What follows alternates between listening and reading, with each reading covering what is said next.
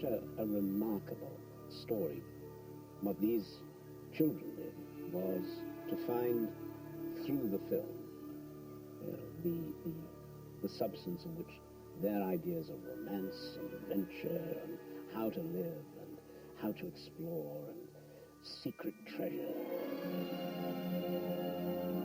that our lives can be filled with, the pursuit of treasure.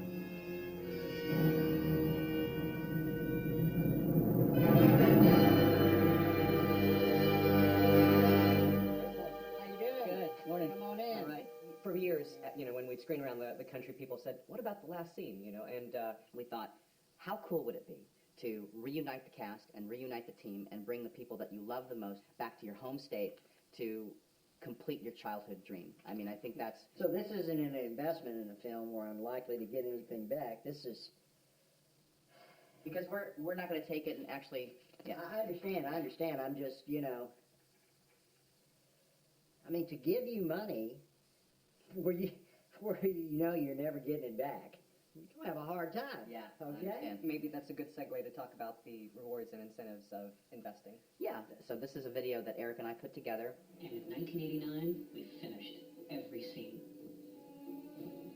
Except for one. The airplane scene. We never got to do that iconic scene where Indy fights the muscular Nazi amidst whirling propellers. For years, people have been urging us to... People less committed would have given up or would have stopped and moved on. Eric and I thank you in advance for your support.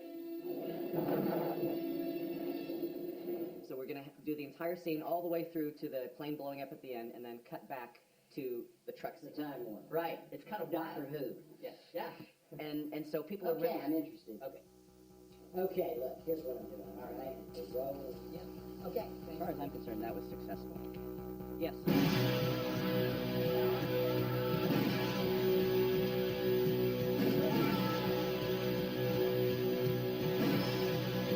I'm gonna die right now.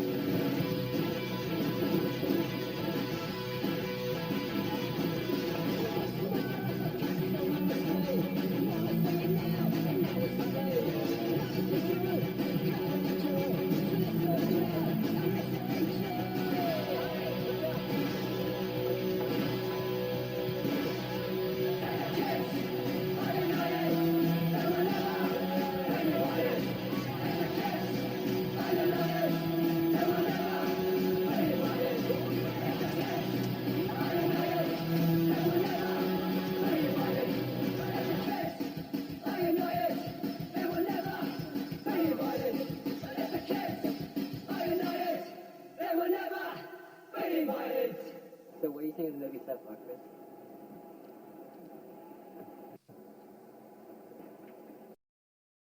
First of all, I couldn't believe that something like this existed. A feature-length, shot-for-shot remake of Raiders of the Lost Ark starring kids made over the course of 7 years where their ages changed because it was shot out of order.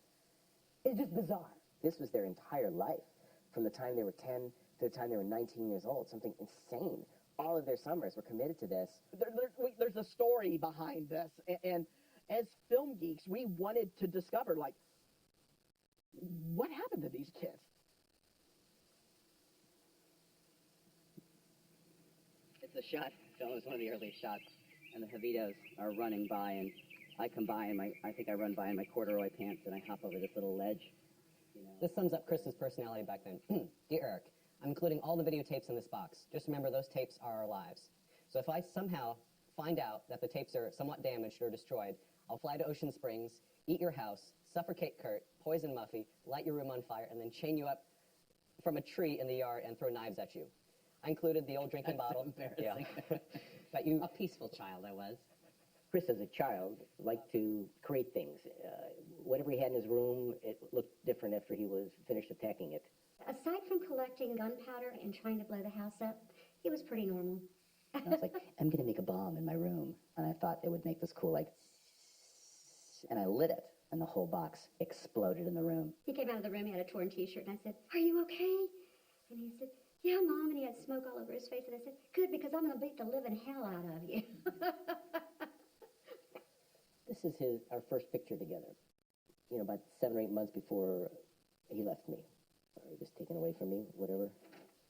Elaine and I had a divorce that was turbulent. I started spending a lot of time sort of in my head, you know, and probably started feeling more comfortable in the fantasy world, you know. He became very introspective, and I think and believe that, yes, the Raiders thing was a total fantasy that pulled him away from all of his reality.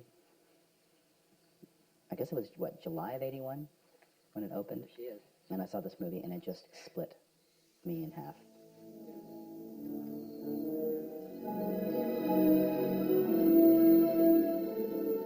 It is desired above all treasures on earth by those who are good, trust me, and those who are evil. Tell me everything. Yes, I know you will. It just blew my mind. Going to real places and talking about cool scientific archaeological things. God, he had a bullwhip and a hat and a jacket. He was just badass and could fight and, like, you know, stood for something. This hero was awesome. And from that first viewing, I was like, I have to remake this movie. I have to create a playground for myself just to see if I can do it.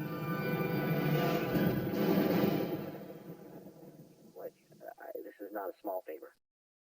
This is a you are asking me to pretty much throw myself in front of this bus for you favor. As manager, I am in charge of multi-million-dollar titles, AAA video games for a video game publisher. Eric is like receiving a lot of stress, you know, in terms of, hey, you've been spending a lot of time on the phone kind of thing. And in a corporate atmosphere, it's still kind of big brother. You're taking vacation at a critical time in your project. That's got to do with our priorities. It's an old paper from 1977. Like it's an old Christ Episcopal Day School. So there's Eric. That's Eric. I'm not in there because I don't think I was in the school yet. Eric was always very into comic book characters to the point of that he was making his own costumes. He would make costumes for me, and I was Robin to his Batman being the younger brother. I was a big fan of DC Comics, Superman, Batman, and I drew my own on the back of these envelopes that my mom used. I'd be walking around the house, and all of a sudden he would spring out from behind a corner wearing his Batman costume and tie me up and then run away and then come back without the costume and be like, well, you know, what happened to you? And I'd be like, well, you tied me up and then ran away. I'm surprised they didn't rebuild anything here. I mean, I guess they rebuilt those churches, right? This is where the elementary school was, right here. This was the main building. Eric, if you put the staff in a certain place, at a certain time of the day, the sun shone through here, makes a beam on the floor here. We had done Survivors Have It Tough. That got me bit by the film bug. What was Survivors Have It Tough? Survivors Have It Tough, 6th grade film project. I knew where Eric was going. I could just tell he had that sense. I could tell he was driven to make films. Oh, here we go. Yeah, here's me. He was dressed up like Tote, the black trench-coated Gestapo agent, and it was very adventurous, and this is cool. I gotta contact this guy. Eric, how did Chris talk you into doing this? Well, Chris and I rode the bus together. I think Chris was 11, I was 12, and I spotted this kid, Chris, with this Raiders Lost Ark comic book, and I asked to borrow it. And so I think Chris got it in his head that I was a Raiders fan, which I was. Hey, it's Chris. I'm doing this shot-for-shot remake of Raiders Lost Ark. Do you want Once they committed to making this film, once that became part of their lives, it's almost as if they've never been able to shake it, even up until now. Okay, Quinn. All right, Quinn, you want chicken tikka masala? Yes, ma'am. You have to eat a little quinoa, too. Well, the first time the airplane scene idea was floated, he immediately, no, I'm not going to do that. But then he thought about it, and then you just see the excitement and just the childish boy come out, and he just has thrown himself 150% in. Have you seen Raiders? Yeah. And how was it? I think it might be rated 4.5 stars. She never says 5 for any movie in her entire life. What do you give Raiders Lost Ark? 4.5. While he would love to be back in film, and me too, it's just going to be more thoughtful decision and making sure that we can support the family and not have to sell everything we own. The fact that I get to do this, shoot the airplane scene, and begin the adventure again with my oldest friend. God, haven't seen this stuff in forever. I kid you not. For 5 years after we finished, I would have a recurring dream that somewhere we would be shooting the airplane scene. On some level, it haunted me that we never did this.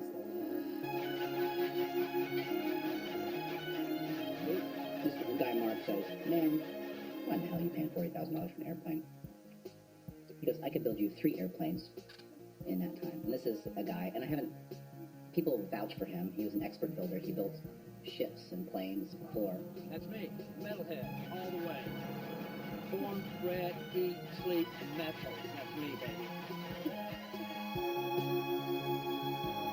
The first one was built for Indiana Jones, of course. It was built in England. The project cost $700,000 to build. It took them over a year to build. This project is taking us 30 days to build with $20,000. I had seen it before. These guys did a shot-for-shot remake since they were like teenagers of Raiders, and it is god-awful. I don't know. No, it's great. I don't just say, why would you I have to put this jacket on. 1988. Congratulations, your project is live on Kickstarter. We're shooting this in April, right? Yeah. What's our range date? I don't have to say, why would you want to watch a bad version of Raiders? No, it's not. It's stupid. It's a waste of money. They wasted countless hours of their lives making a bad version of Raiders. I think Spielberg should sue them. Eric, I've been driving around for 30 minutes. Oh, I'm sorry, man. No, I'm trying to call you. 75-foot flying wing in progress. So? Yeah. And a skeleton. I mean, they're building this thing to fly. It's pretty sturdy, Al. They're not building it as a movie prop. Well, my concern is that, okay, the outer structure and everything flows. Right. You know, if he can blow through this, that's C4. You use C4? This is a movie. Okay. Once I hit that button, I got to make sure that my actor is not hurt. Right. Right now, I can't guarantee this right now. This worries me. Okay. I'm very worried. And I'm worried too. Let's do this. At one point, it was going to be Raiders Lost Ark kids version, I think, was the original idea for the title. Yeah, yes. Writers, plot. Right. Originals. George L. Stephen S. God. Oh, dear. So back then, I would either hang out in the backyard, stare at the birds and the bees and the clouds, or I was inside watching shows like Gilligan's Island. Don Wells signing this What Talent, Mary Ann. I don't remember how I met Jason. I just don't. I think we met at the school, and he was just this creative oddity. I did go over to his house a couple of times. He doesn't remember. We were friends before we started Raiders, in my mind. And how did you come to be part of the project? Well, originally, before Raiders of the Lost came out, when I was in 4th grade, I was fascinated with the classic horror movie makeup, like Frankenstein, Wolfman, Jacques Cocteau's Beauty and the Beast. But when Raiders came out, I was like, wow, I can make a career out of this. I originally thought of doing it as Tom Savini described, running a small electrical current up to a squib. So Chris and Eric brought me on because they couldn't do the special effects. They did not have that extra creativity thinking outside of a box, because I wasn't in a box. You know, Jason's an interesting person because he was into the Grateful Dead, he smoked dope, he was into like nudist shamanic dancing and jewelry and puppetry and... There's things that Chris couldn't do, so the Eric took on things that Eric did. And so we started thinking ourselves a little bit of a trio. Okay. Jason, Eric, come on guys, let's do Raiders. Here are, I finally, years later, Xeroxed all of them and bound them together and made 3 copies for Chris and Jason and I. Drawn from memory, because of course Raiders was not out on videotape at this time. So he saw the movie once, and those storyboards are dead on. He is amazingly well-rounded left-brain person. This is interesting. We actually have the airplane scene storyboarded. Pilot here, running away from the single-engine airplane, and then fake plane. Now you had seen Raiders of the Lost Ark, right? Oh, yes. So you knew what they were getting into. I did. Did you really believe that they were going to be able to do it? Well, Elaine and I were friends, but we weren't close friends because her life was very different. She was married to Jimmy Love, who owned the Channel 13 station, and that allowed her to borrow a camera for the boys. Don't run like that. You come back and stop. No way. I couldn't carry my big report. Oh, God, I couldn't look in there and get your shot. Oh, wow, okay. See? Okay, you're shooting, right? One day, they were like, hey, do you want to be in this movie? And, yeah, what do I need to do? I started off as a Judito Indian. It's kind of weird. I was probably the whitest Indian you ever seen in your life. Came over, started shooting the bull. Next thing I know, we're in the movie.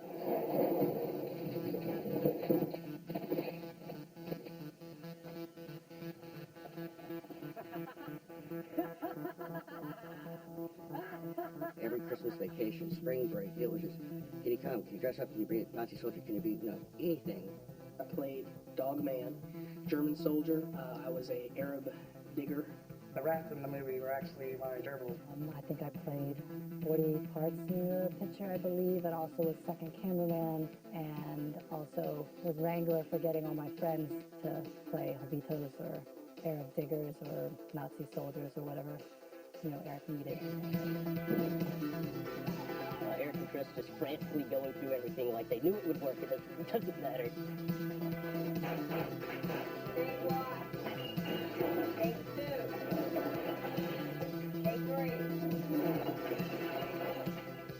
They needed someone to be solid, which as a 11-year-old with a really bad haircut, kind of gangly, and they wanted me to be this portly Egyptian digger with a beard. They have not one brain among them. They suited me up, they went through some of the shots, and taped the beard on my face, and... I knew the Germans would hire you, Zala. You're the best digger in Egypt. My experience are entirely Services. Well, I kept talking, all right? Action. I knew the Germans would hire you, Zala. You're the best digger in Egypt. They really never talked about it as being a remake, by the way. We're making Raiders of the Lost Ark.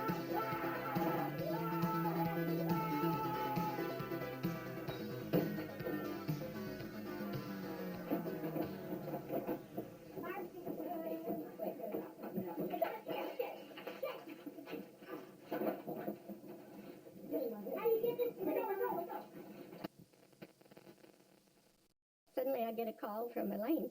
One of the guys at the studio saw them editing this print with this fire. And she said, we need to talk. I knew this needed to be really spectacular. And I'm embarrassed to say that I asked the guys to douse my back with gasoline that day. We had a guy with a blanket that was ready to put it out, but instead of putting it on, he took it off, took it on, and started waving the flames. So it took... Thankfully, Chris springs into action. He grabs me and throws me down, and eventually they get the fire extinguisher and blast me with it. And my then spouse, who was really not an advocate of this project at all, decided that it was time to shut the production down.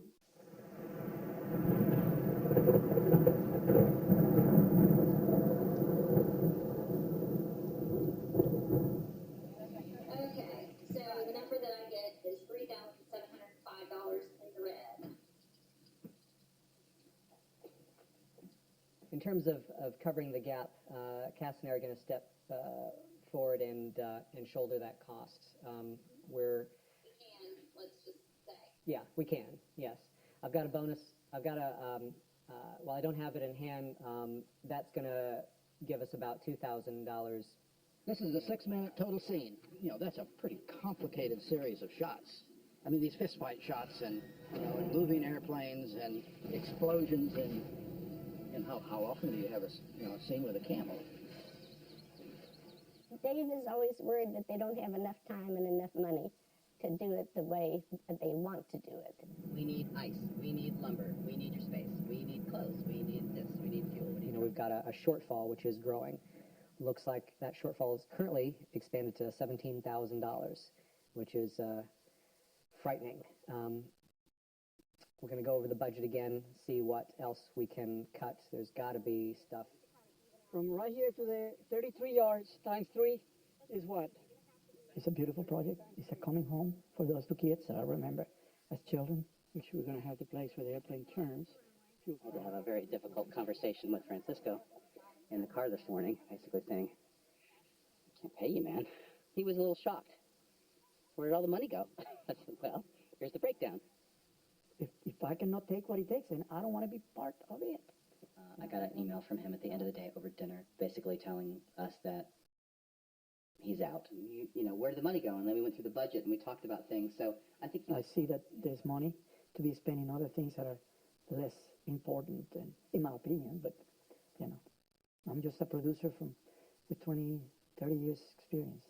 What do I know?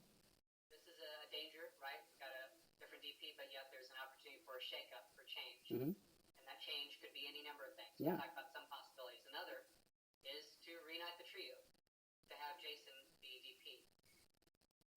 Now, oh my God. I'm throwing it out. No, I know that's very. And as kids, Jason was the DP. You and Chris are back to shoot this scene. Why isn't Jason? Ah, gotcha. Okay. So, This, I think, was probably the best effect I did in the movies. For the ghost, I thought, why not just put a piece of cloth on a black stick, get a fish tank. I don't have a fish tank, but back then I had a fish tank. And then fill it up with water. Jason's cool because he's uncool. You know, Jason's cool because he's so bizarre. Hello. My name is Jason Lamb. I was the audiovisual technician on our little movie that I did with Chris and Eric. He wanted to do the blow up a real plane. You know, like they did when we were kids. I'm like, I mean, that's crazy. You can't, it's just bad. It's dangerous. Jason wanted to go in a different direction. He wanted the plane to be miniature. We need to do it like real movies. They don't use real planes. They make a prop. After a lot of deliberation, had gone to know we're going to build the plane, you know, full scale, and if we're going to build it, heck, we really want to blow it up. So you got this part shooting the planes at the camera, and then you got a fireball in the background. So together, hopefully. Jason, I think, was rather crestfallen that we didn't go for that idea.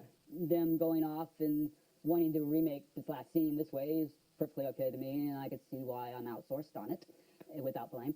And then there's the emotional baggage and the possible great negativity and whatnot. Anyway, bottom line, though I bring it up, I think the risks outweigh all, but... Francisco Gonzalez? Francisco, first off, Francisco, I wanted to apologize for what's happened. I want you to know that it was never... You know, it's at a crossroads. Pull the plug now, or spend more money than you planned. Now, 5,000, of course, I mean, that's everything we have. Would you be able to help us out I'm on board. with the gear? I never wanted to leave. Not ready to give up, so here we go. We would not have survived as a species if we did not find a way of hunting together. Most of the things we hunt are bigger and stronger than us. The only way we can have an advantage is if we collaborate and if we use our brains. I want to thank everybody. We're about to make a wonderful, wonderful little film. It's been since 1993 was the last time that I directed. It's been a while. Action. What do you think about this compared to how it was in the 80s? How's it different? Well, everybody's over 12 here. I mean, so that's a little different. Quiet, please.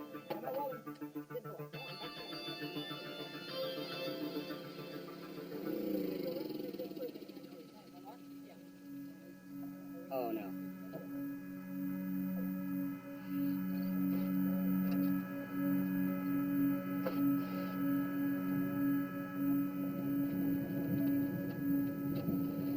So, we've had some setbacks. Fan motors were apparently burned out by the underpowered generator. And then it started raining.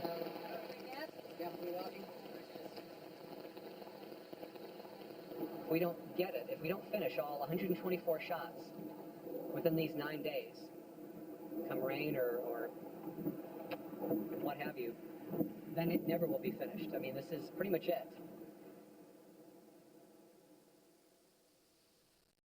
They had really high standards. You know, they weren't just going to settle. They didn't just say, well, we'll just shoot this thing and let's move on. They really, really had standards. They really wanted it to be good. Your Zoom, are you playing with the Zoom at all? No, Are but you Brett's right? back on again. Huh? It's off now. Right. No, Look, when not. you balance with this. See, that's why this dark. I mean, we were 2 years in at this point, And it all looked bad. and it was unwatchable. Yeah, it was really bad. I think the idea was we were going to shoot it from a really low angle. It would appear as if this great cylindrical boulder was rolling after me. There's no nice way to put it. It stunk. Yeah, Yeah. this little, like running from. Action. And then we had that problem of the Betamax imprinting, Yeah, you know, there was the A, an A in the stupid corner. A camera can type letters on it, and I didn't realize it was on the footage for the first 3 years. And yeah, the acting's bad too, and everything else is bad. So Eric's like, okay, refilm it. They pleaded what would be required of them to be allowed to continue filming that. And Elaine and I said, adult supervision. Here on the technical crew, we only drink Budweiser. Speaking of which, where is under? He rented one of Mom's cottages as sometime actor, and extra in Dawn of the Dead. George Romero, he said, hey, do you want to rip somebody's guts apart? And I said, sure. And I think I was on screen for maybe 2 seconds at most. Basically, he just sort of hung around in the back and drank beer and walked his dog. And he was going to be the adult supervisor. They got Peter to come over and tell me that he would keep an eye on him and not let anybody get hurt. So I said, okay. 3, 2,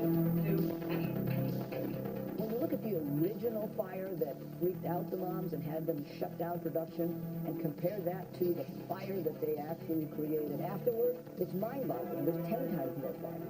Actually gave us direction as to where to put the fire. Behind the bar.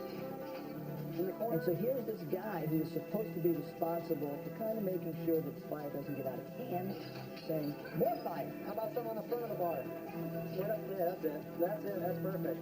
We found an adult even less responsible than we were. Let's do it again real quick. Nothing better to do. The fact that they didn't burn down the house is a miracle.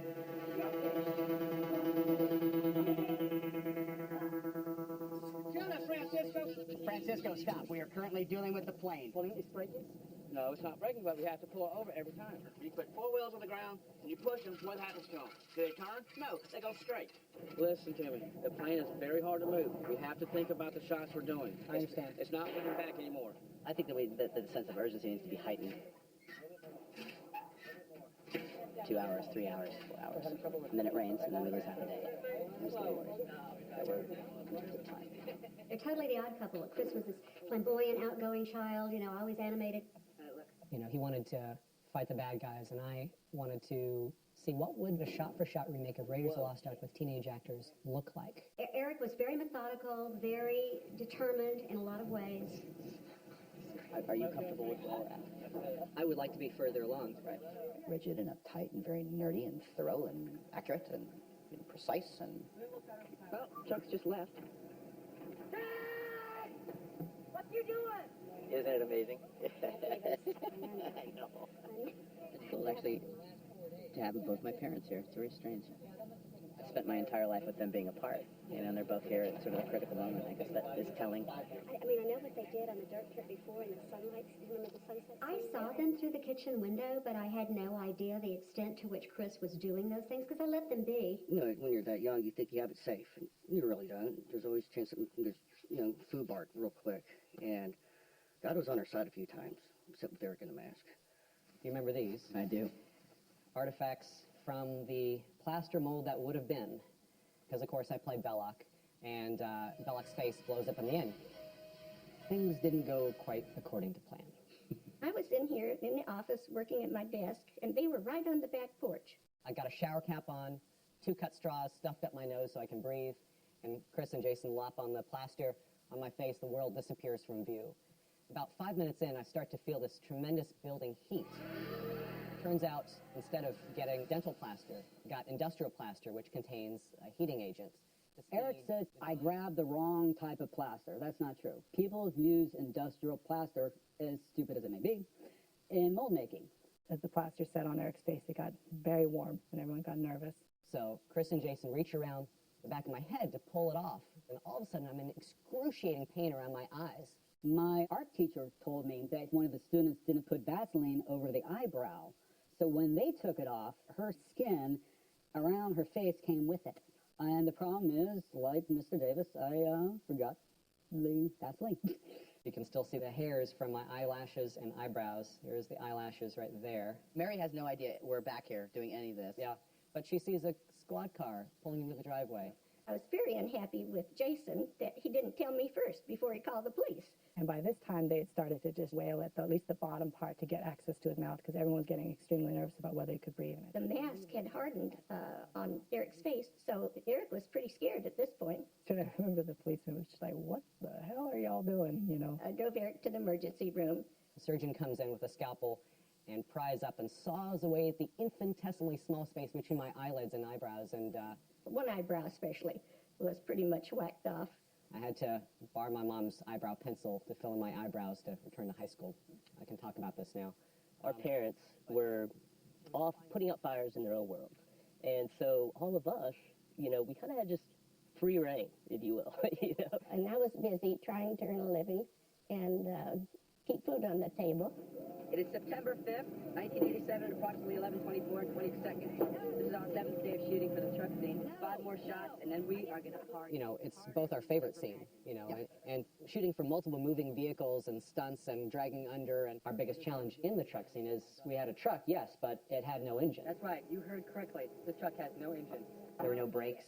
My brother constructed this elaborate pulley system that you had to pull up on this hammer attached to a string. Really hard to get the truck to, you know, brake to a stop. Scary when you're hanging up the front of it.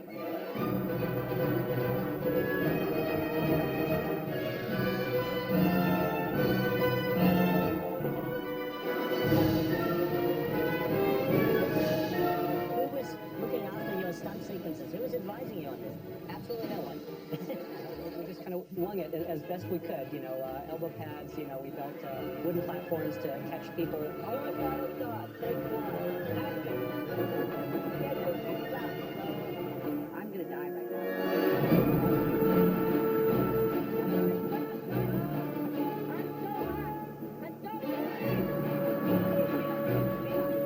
I'm sitting there holding on for dear life, and they keep going faster and faster. It's dying to die. Now look down on the tires right between the legs. Run over, 16. After we finished, it was the best damn feeling I ever had in my life. I think the key in not getting in a lot of trouble after the Marathon fire is not really keeping our parents extremely well informed as to what we were doing. This is it. This is the tree. Like, guys, get the truck as close to here because I just can't leap. On the internet, somebody had written, seems like a good example of bad parenting to me. She realized even if there's a little bit of physical risk, you know, far better thing for them to be doing with their time than all the other kind of trouble we could be getting into.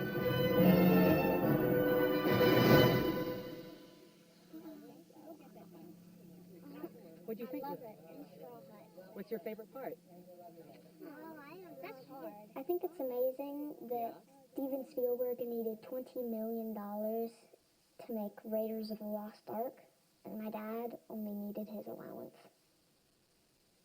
You hear that two kids want to shoot a movie, and you say, well, that's great.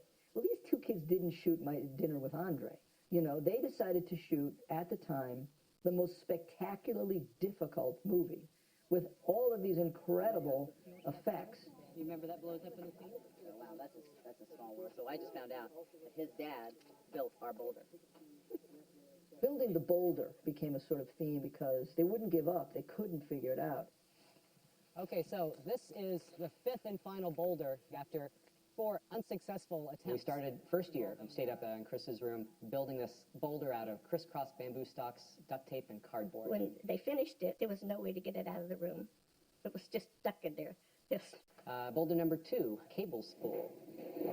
Boulder number 3, 8-foot high weather balloon.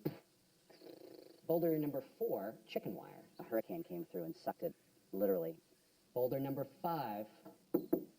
This one. I met a man who did fiberglass work.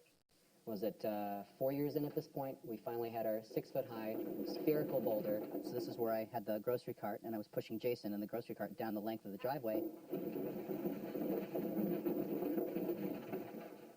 What was the little detail you were most proud of? In the original, there was a monkey, and for some strange reason, there was a shortage of monkeys in Mississippi in the 1980s. So we used a hound dog. He was sort of a terrier. And that was my puppy, Snick the Wonder Dog. And Snick was a good dog, good puppy. One of the things the monkey does in the original is that the monkey salutes and does like a Sikh Heil. Well, we thought, okay, well, how the hell are we going to do that? Well, we ended up tying some fishing line to the dog's paw. And They had Snickers on his shoulder and had the string all rigged up. And dogs, I hear So, when Chris and I found this little nook, this little alcove, we knew that we had finally found our Terror Street Fight location. hanging out on this little indie set, and all of a sudden this guy asks us what we're doing. We're doing a shot-for-shot remake of Raiders of the Lost Ark. We're going to shoot. He said, you are not. I'm going to call the cops on y'all. Mary, get out of here. He turns and leaves, and we just continued on with our setup. I guess this was the spot. I guess that was the spot. I mean, it wasn't, it didn't blow it. I guess they knocked the rest of the brick out.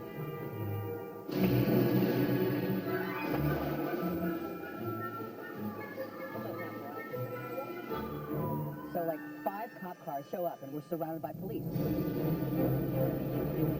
Them boys are making porno movies behind that fabric sheet. Or at least that's what he told the cops to show up. But the cops knew my mom or something like that. So it ended up being all fine. But Snickers lives on as evil Nazi spider monkey.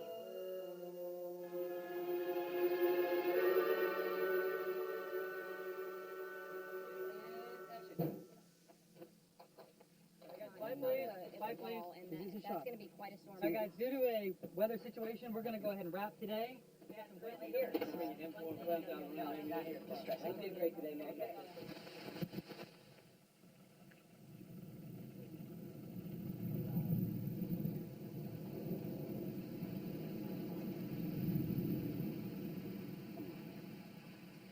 I've been sitting out here with the shots for about an hour, and there's been ear-splitting thunderclaps and torrential rain coming down. Hopefully, we're dry on Thursday, Friday, Saturday, Sunday. I cannot get a single day off further from work. My boss is out and out, told me that I'll be fired if that's the case. And so many people that are counting on me, you know. My son, who tells me, when I tuck him in at night that he's so proud of his daddy for going after his childhood dream. Can't let him down either. Nothing's ever messed with us like rain. When we were doing the Tana stick scene, we got a couple shots in, and then everyone huddled underneath this canopy and... Come on, it's raining. Tennis was tough. I think the dick scenes were the worst.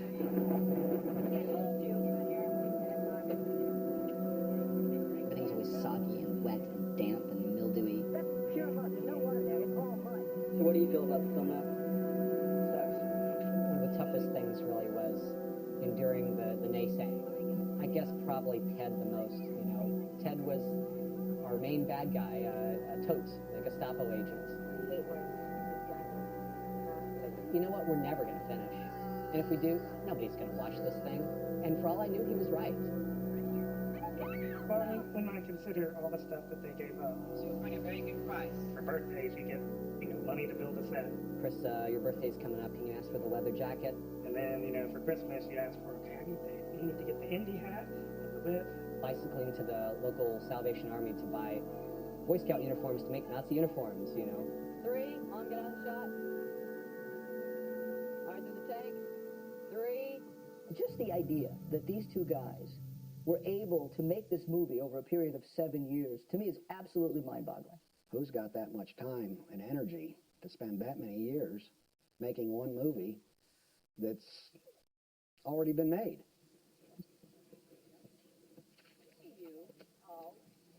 Hey, you look great. Welcome.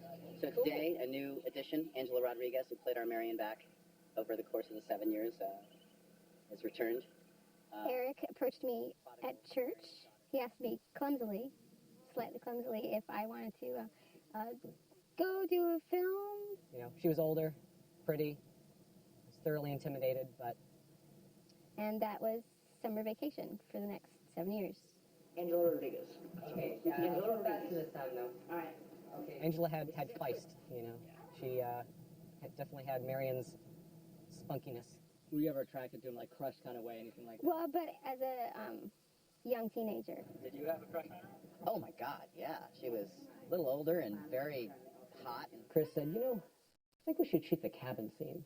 I said, really? One where Indy and Marion kiss? Yeah, okay. Chris had never kissed a girl before, and so, I heard a lot about that anticipation. I didn't know what to do. I just had no idea. Like walking in the dark, but it was like, but we have to do it. This has to be the first scene that we shoot with Angela for some reason. So this is the room where we filmed the cabin scene. I can tell Chris is nervous.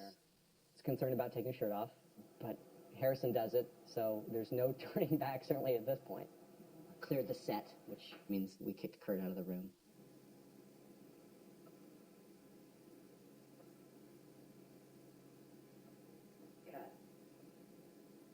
Yeah, we're going to have a fire trail from there all the way to there, and Eric sends me an email saying, Chris and I really want you to be part of it. I'm like, oh, what part? Well, you could follow the pyrotechnic around and learn from him. I'm like, that's not a position.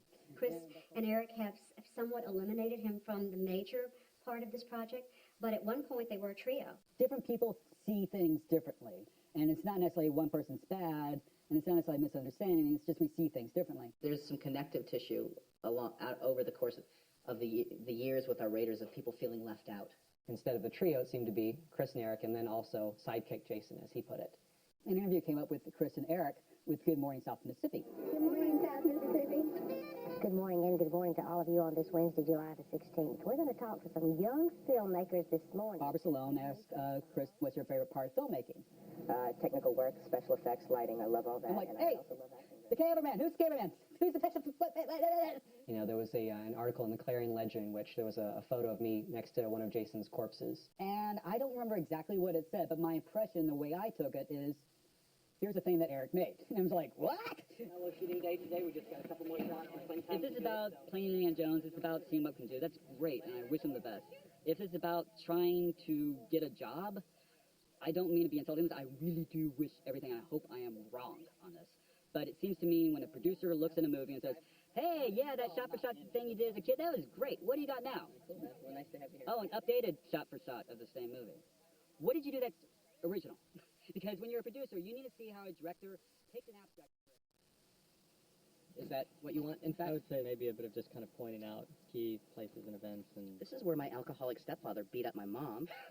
This is where my stepfather took our dog and threw it against the wall, breaking its leg. I hope that didn't really happen. Yeah. Chris was over. I think we were down in the basement. I just remember so much. My mom comes down, uncharacteristically serious, and says, Eric, I'm afraid Chris needs to go home. And they gathered us in the living room, my dad and Mom, Kurt and I. And Mom said to Dad, okay, well, tell him, Jim. And he says, boys, your mother and I decided to get a divorce. And I just remember being stunned. I mean, my world just sort of dropped out from under me, and I couldn't believe it. I was horrified. I mean, I heard about other kids' parents getting divorced, but not here, not us.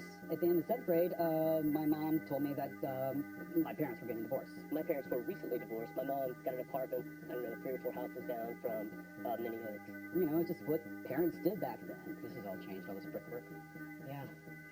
My folks traded me a lot, you know. I felt the true sort of tug and pull of a divorce. Wow, that same skiff, that's the same skiff, man. You're kidding. That was the skiff we used? My mom was a news reporter for the local TV station. She was like the first female anchor in the state of Mississippi. John from here was fishing. And Jimmy owned the TV station. They started a secret relationship with each other. The toughest times were watching my son attempt to finish this project with a lot of domestic issues going on in our home. My stepfather, I remember what he went through, and it was very hard on Chris and Mother. He was a drinker, he was violent, he was a screamer, he beat up my mom, he beat up his kids. My dad and I are very different. He was financially irresponsible. I want to be financially responsible. He was unfaithful. Being faithful and true is very important to me. Think about, you know, the movie Goonies, you know, and all of those kids, they were the outcasts, you know, parents are getting divorced, parents are losing houses. Hey, any of you guys ever hear before? Well, let me tell you what, that's when we move in, we'll lose a house tomorrow. Shut up about that stuff, it'll never happen. Right now, I'll fix it. Yeah, sure you will. You know, we all grew up with daddy issues, when I think we're all constantly sort of searching for this male figure to emulate. And we pick up pieces of different men that we meet in our lives as father figures, and we assemble them into what we think we need to be.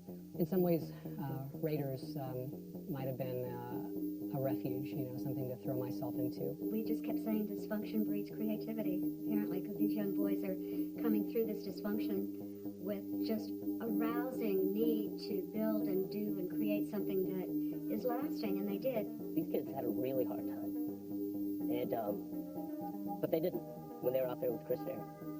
You know, we were the ones that would, through all of our innovations and just tricks and, you know, not being part of the norm, we're going to find One-Eyed Willie's treasure. We were the Goonies.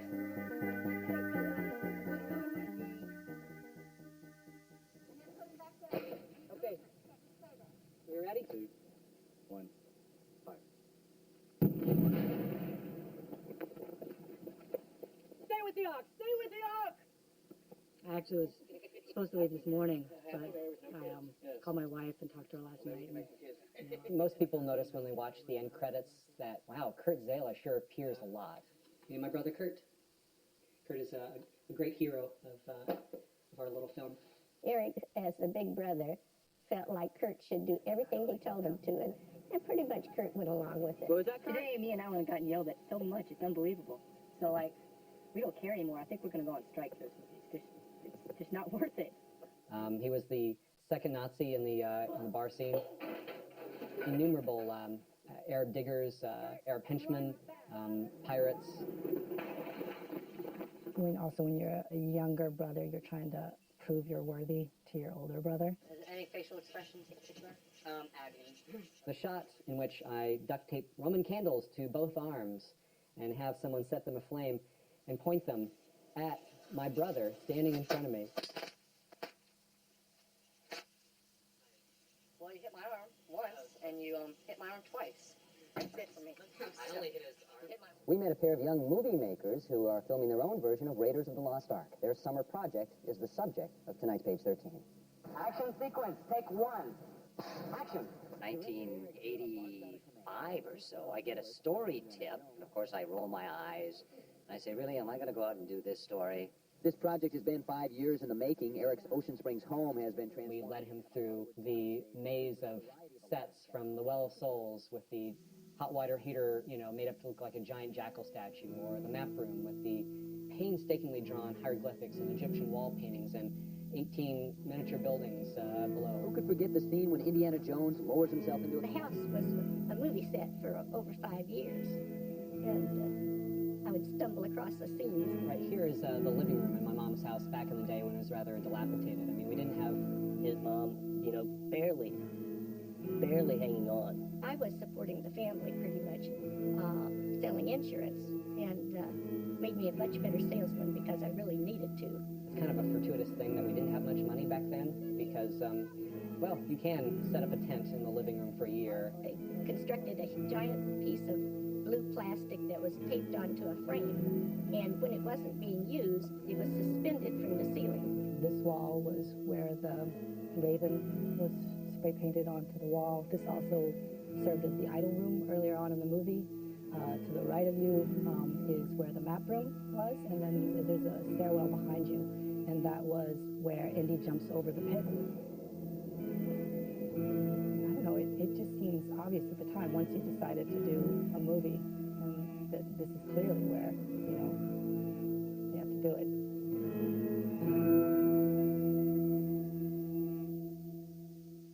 You have to remember that while they're making this movie, they're still high school kids, and they're still dealing with all of the aspects of high school. I know this is going to come as a terrible shock, but I was kind of a geeky kid back then. Didn't know a lot of girls. I know. Kathy was Eric's kind of first true love. First girlfriend. Eric and Chris's friendship began to splinter. The last few years, they both didn't want to do it anymore. I really want to get this scene done. What? Just drive me goddamn nuts. I'm freaking out. We were tired, It was like, God, when is this going to be over? Where are you? Huh? Where are you? Where are you? He loved that megaphone, and he would, he'd be like right here, and he'd... Great. Well, remember, Kurt, depending on you now. Basically, like in like hair director mode, and it was stressing us out. That is the first time I've ever seen Eric put someone on. The last final shot of Angela and I tied to the pole and baby powder blowing on us for the ghosts and all that kind of stuff. That was the last shot, and I was like, so what? Never, ever again. We never have to film anything. Big deal. Who cares? Who cares? Yip, hooray. Kathy and I fell in infatuation with each other. I think there was a part of my personality that wanted to see if I could corrupt her. I call Kathy at home, and I can't reach her. Oddly, I can't reach Chris either. I'll put the doors on, and we'll smoke some dope, and, aren't I so much cooler than Eric, And sure enough, as soon as I see through the window Chris's minivan pulling into the driveway, Kathy calls me. The timing is really sort of odd. I wasn't really physically attracted to her. She just wasn't my style, wasn't my type. But I just wanted to see if I could do it. Did they have sex? No. Did they hold hands? No. Did they kiss? No. Did they do anything that fuzz an affair? No. but in their hearts. And I swore a blue streak like I had never had before. And I told him what a son of a bitch he was. And slammed down the phone. Done. I will never work with that guy again. Shot now. Shoot it now! Get out, guys, get out! Well, that messed up the previous shot. They couldn't get out of the shot in time. It's gonna roll. The plane rolls. Is there, We don't stay here. Is there, Someone give me a 2x4. There's no break. Give me a I understand. 2x4. Is there a place where Give me a 2x4. Yeah. Somebody give me a 2x4. He's getting it. Hush, everyone. Give me a 2x4. It really has been difficult because of the heat. We were here during the hottest time of the year. It was a really, really tough shoot. There were days when it was 129 degrees. 135 degrees Fahrenheit. What happened? I got a bug there. I tell you. I remember Stephen saying, can you get down a little bit lower to give him a better eye line? As I bent my knees, how can I put this euphemistically? I filled my jalaba in front of 200 people, and I really didn't care. I lost 22 pounds in about 2 days. It was really tough. And I certainly hope that those young filmmakers that we're talking about now didn't have to go through the same experience. They were in college by the time it was finished. I know I said that I'd never work with Chris again, and I meant it. I really, really believed it. Still, I realized the tragedy of it. I mean, 6 years in? 6 years. X marks the spot. It's the summer of '89, and Indiana Jones and the Last Crusade comes out. And I said, I know we're not speaking and all, but you want to go see the third one? All right, sure, why not? It belongs in a museum. Dad! Oh, Dad! Oh, Dad! Why you call this archaeology? Get out of there, Dad! A couple days later, Chris called me and said, you know, I've been thinking. They were still not on good terms with each other. There was a lot of hostility in the air when they were together. But Elaine, Chris's mother, arranged to have a premiere showing. Well, this is about as close as the coast gets to an old-fashioned Hollywood premiere, you know, from the golden age of the silver screen. Chris Strompolos, Eric Zala, and Jason Lamb have just finished an 8-year recreation. And we were in the limo, and we were all in the limo together. I had this black and blue tie-dye tux on. Special effects whiz Jason Lamb sums this night of nights up in 6 words. Impossible dream that finally came true. So, why is the old page... When we finished that movie, and it was on a VHS tape, and Chris begged me, he said, Mom, we've got to mail it to Spielberg. And I said, oh, yeah, right.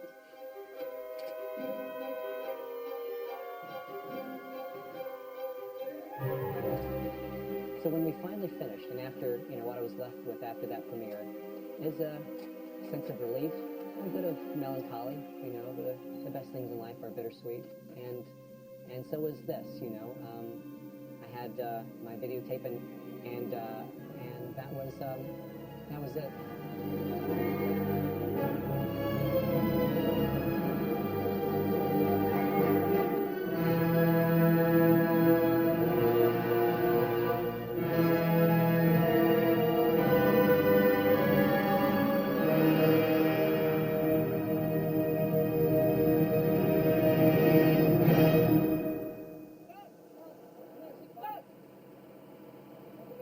So Brooke is gone. Brooke, my AD, is a vet AD, but unfortunately when they're shouting and do this and that, he'd reached the point that he couldn't work effectively anymore. So he left. Michael Mobley, our second AD, is stepping into the first AD slot. We lost all our PAs. All of them? It's going to come down to us. All of them but one.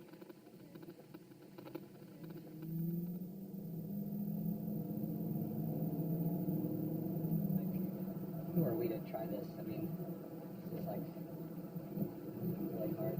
He gets stressed. I mean, so stressed, and he thinks it's impossible, of course, because it really is impossible. Thanks for wanting me to have this. I cannot imagine being that wife who would get frustrated with you for doing what you want to do. I want you to be happy.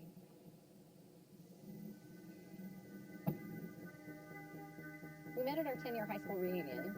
I stepped out of the bathroom, and he was standing there. And we were inseparable for 10 days and flew back, and she came out to visit me for a couple weeks.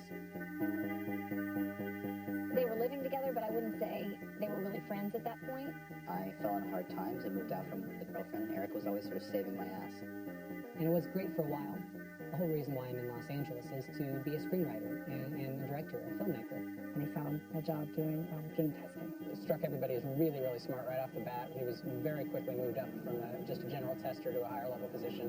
And he started to kind of move away from, getting out there and pushing himself as a filmmaker. Says, I'm creating a new position in the department, senior lead, and congratulations. So I was angry at Eric for that. Like, you gave up, man. He sort of feels like Eric gave up. Well, I think that's probably a little bit true, isn't it? He was probably very frustrated with Eric because he always felt like he sold out and he was the corporate man. Chris went off to his reunion and came back with Uriah, a stripper that he'd met. It just slowly progressed downward. It was hell. Eric was trying to legitimize his life and establish a corporate job and get married. And I get a call in the middle of the night. It's Chris. He's calling from jail. He was suspected of a domestic incident. We tore the apartment apart, and, it was just a mess. So Cass and I packed up my little Miata and drove out of L.A. and leaving L.A. and Chris behind us, and I didn't know where he was, and it didn't matter. I loved cocaine. Talk about it, my hands started to sweat. I moved in with a buddy of mine, a fellow addict, and then he turned me onto this thing called crystal meth, and I got into meth, and that was... Eric has always been a rope for my son to hold on to. Yeah, I'm sorry. Cut.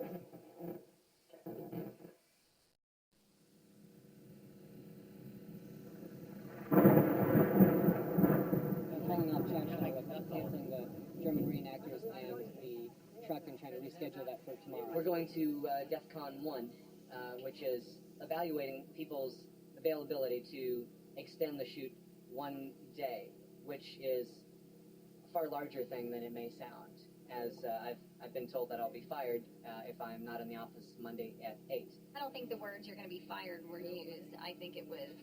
Process the paperwork for termination. Are you serious? Yeah. Well, is that if I call... I'm not sure if this thing was actually supposed to be done or not.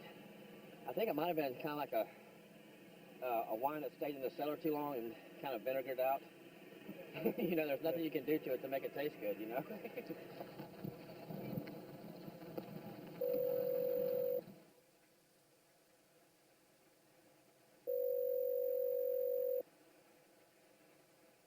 Yeah. Hey, am I catching you at a good time? I'd like to talk. What's up? Okay. Filming has gone well. We're we've overcome every obstacle except for one. We've been rained out for about half the days, and I'm calling to ask a favor. If there is any way that instead of me being back at the office Monday 8 a.m., if you would permit me to return Wednesday 8 a.m. I'm asking for 2 No, more I don't days. think I can. I'm not gonna lie. I'm a little frustrated. I feel like we keep going back to this well, and you keep asking for more and more. The rain is... I know, Yeah. but it's not my fault, the rain. I understand, yeah. It's his livelihood. He gets a paycheck from that, but, obviously this is what he wants to do. And for him to sort of go and have to beg for a single day. For somebody who doesn't want to ask me to do this for you, you keep asking. Right? Yep. So, I need some time. I understand. I need some time. I'll take a look at it. I'll talk to you later. Thank you. Bye. Well, that was pleasant.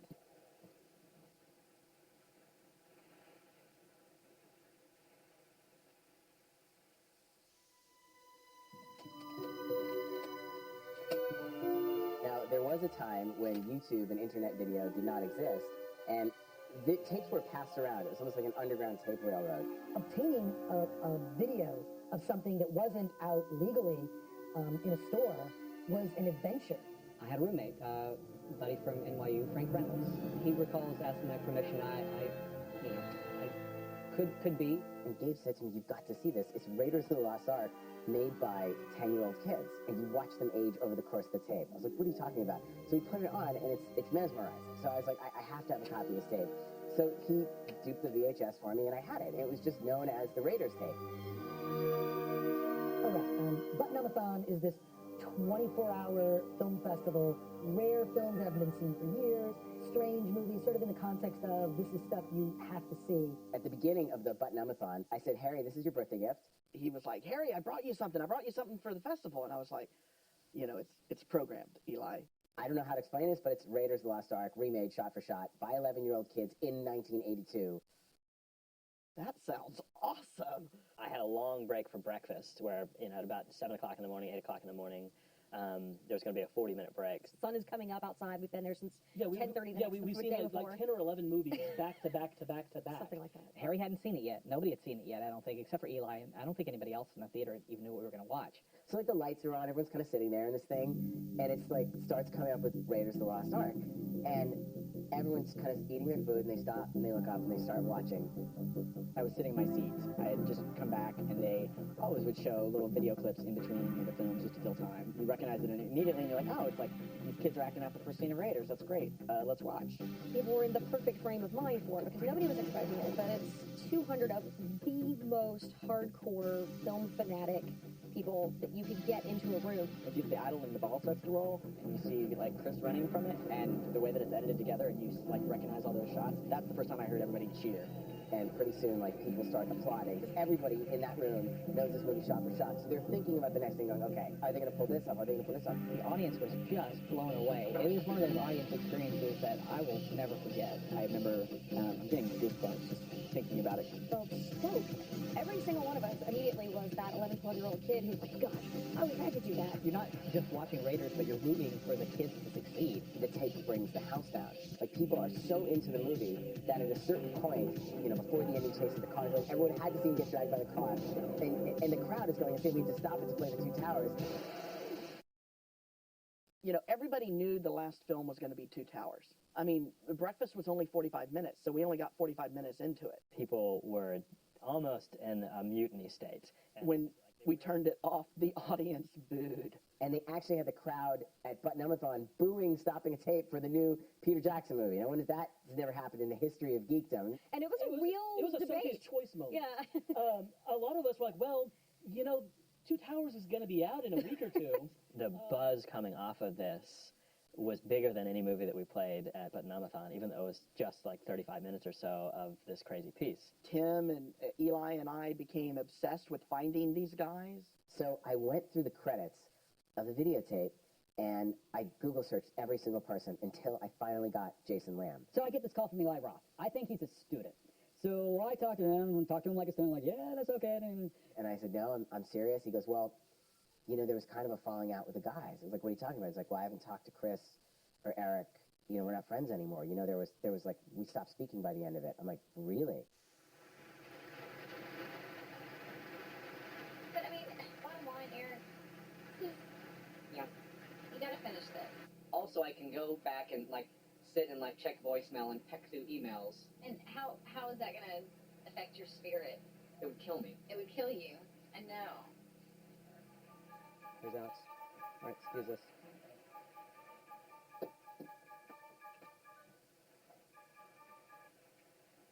Hey, Alex. Hey. Listen, Eric, this is it.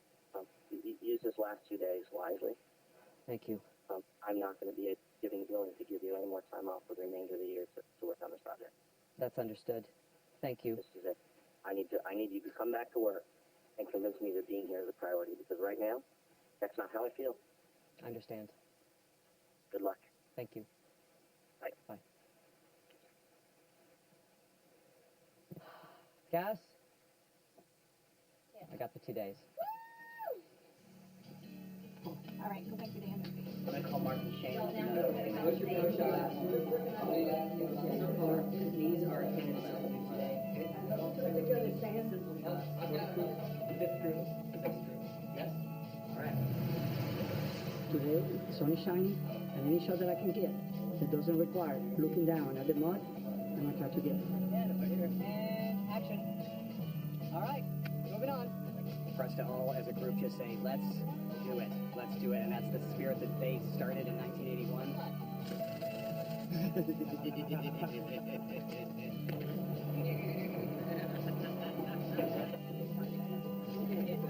Good day, everybody. 15. And guess what? We've shot more footage today than any other day. He did.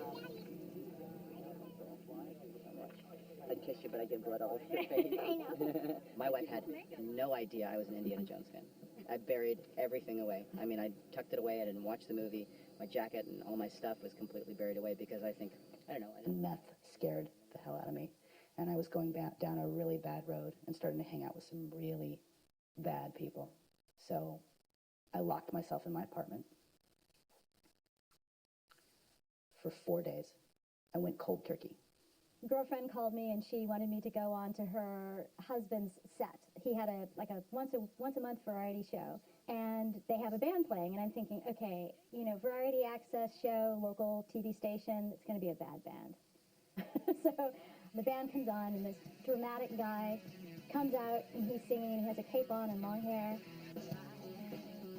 Make it work. And I'm like, okay, all right.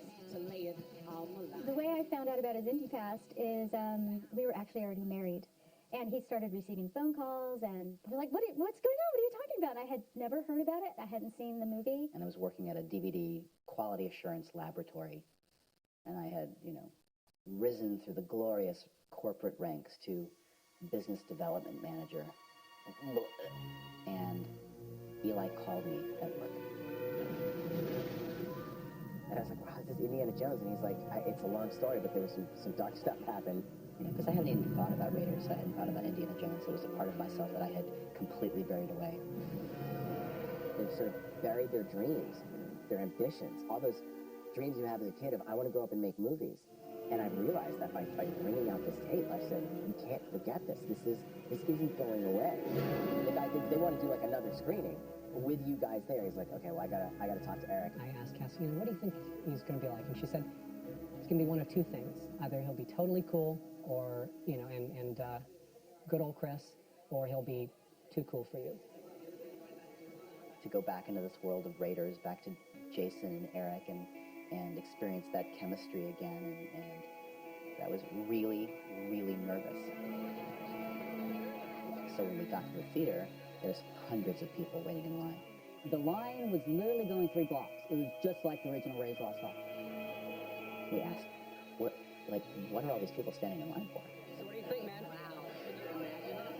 We're showing the Raiders movie. I was like, oh my God. So what do you think, man? Parents, don't these people understand that this is something that we made in my mom's basement? And they're going to be horrified.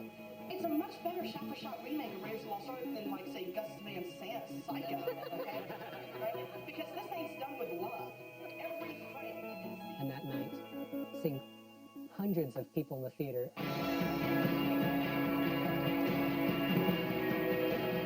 This eruption. Yeah! 4 minute standing ovation at the end. There's these chills around my body, and Eric and I looked at each other, and we both got like little teary-eyed, and it was just, what the hell happened? I mean, it just obliterated all that baggage, and we're us again. It's become a cult favorite, the remake of the Hollywood blockbuster Raiders of the Lost Ark. Remake of the Steven Spielberg blockbuster.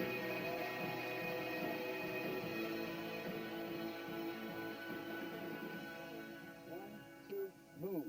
Okay, right. Can there be a 2-beat? Yes, I can. Boom, 1,000, 2, 1,000, boom.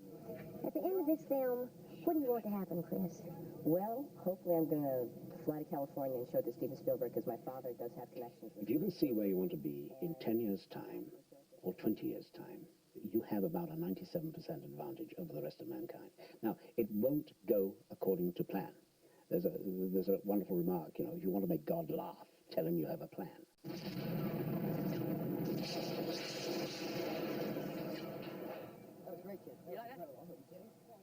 We're going to do this scene in one shot.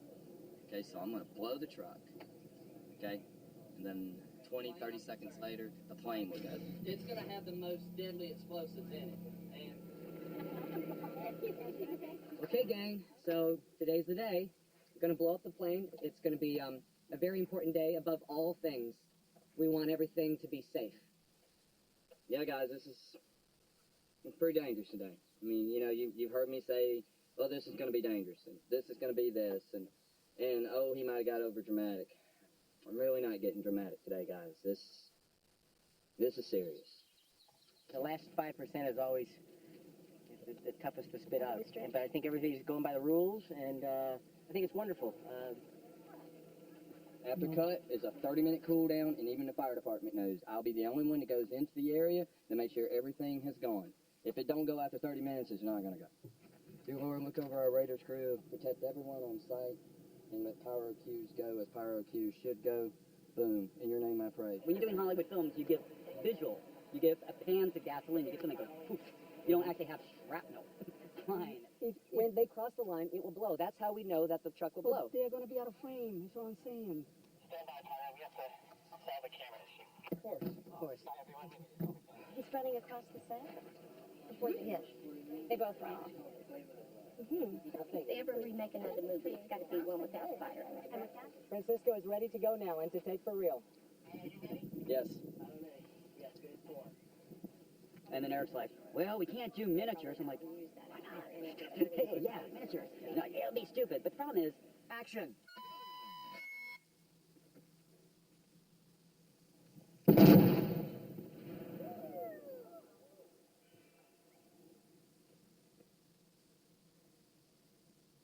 Didn't do it on the plane. Damn. Plane not go? Plane not go? They were clear that the plane was supposed to go.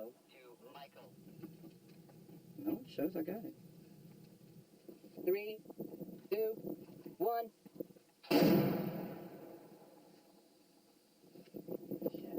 Blew out the bottom of it.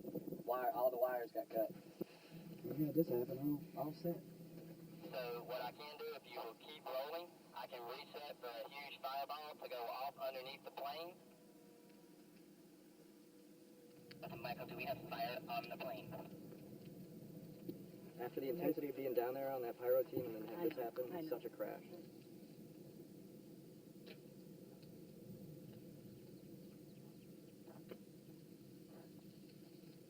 They should just do it digitally and keep everybody safe. That's all that matters right now. Yeah.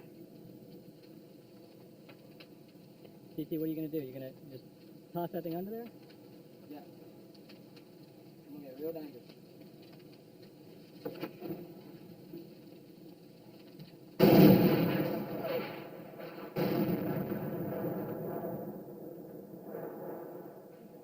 okay. That's why we get back.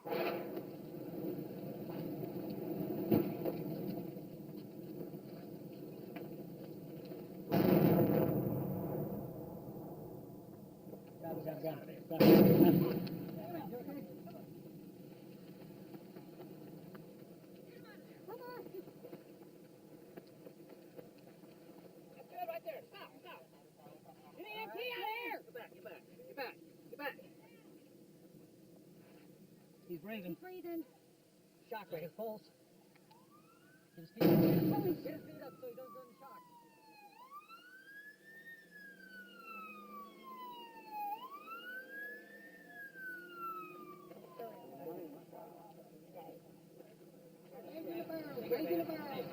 Right here. Put him right here. He's a shake. Watch his leg. Hold things back. Don't let him get the shot. We're good, buddy.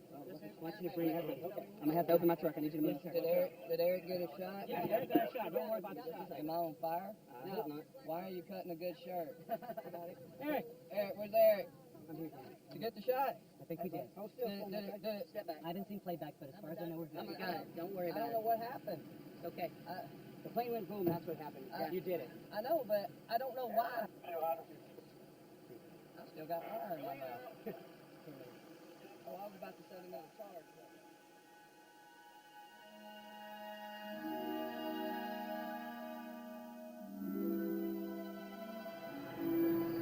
We're in Los Angeles, Chris, Jason, and I. We're driving down Sunset Boulevard. We get a ring, Chris takes it. Yeah. Look, I had a meeting at DreamWorks with an executive there. I remember going, wait, I have something in my car. And I took the hesitate in my car. I was like, Steven Spielberg's office just called David, and he wants us to stop by tomorrow. Yeah, right. Oh my God, Steven Spielberg loves it. He's sending a copy to George Lucas. Harrison Ford is loving it. We take all the instructions and we drive onto the lot, on the Universal lot. The big Jurassic Park gates part, and we drive in. So we're waiting. Eric and I are on one side of the table. Jason's on the other side of the table. Door opens and in walks Steven Spielberg. He said, "We got your tape," and I watched it, and I just wanted to meet you and tell you that it inspired even me. What just happened? You know, Steven Spielberg likes our film that we spent our entire childhood doing.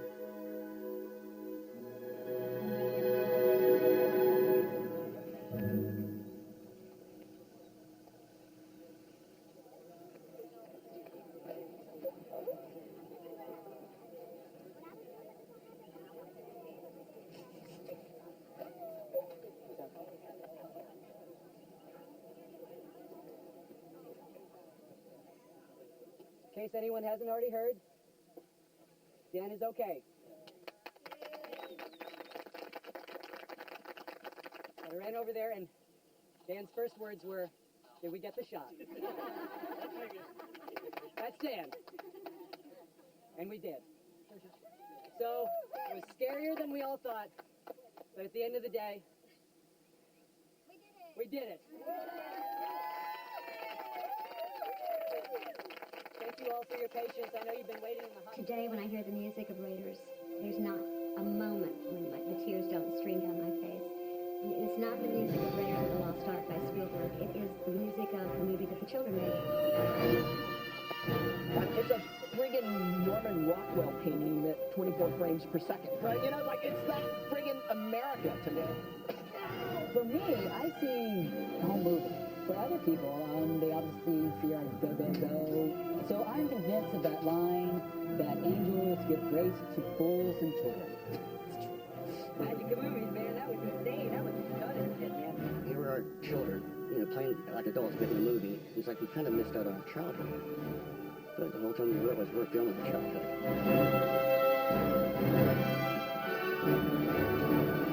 The prize goes to those who can live life to the extent that they can absorb great experience. That's one of the real skills that we as filmmakers all have. You've got to be good at everything. And the best ones really are. It's there. Let's do it. Ah!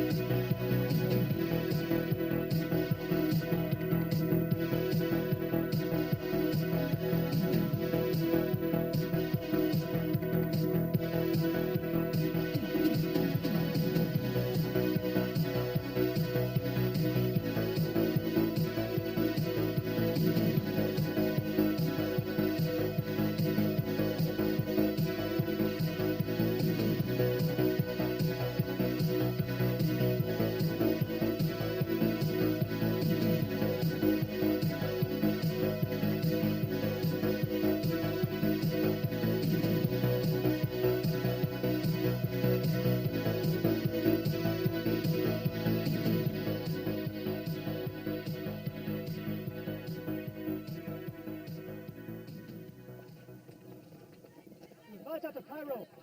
And Cobra, I want plenty of protection. Yeah, go ahead, Harold.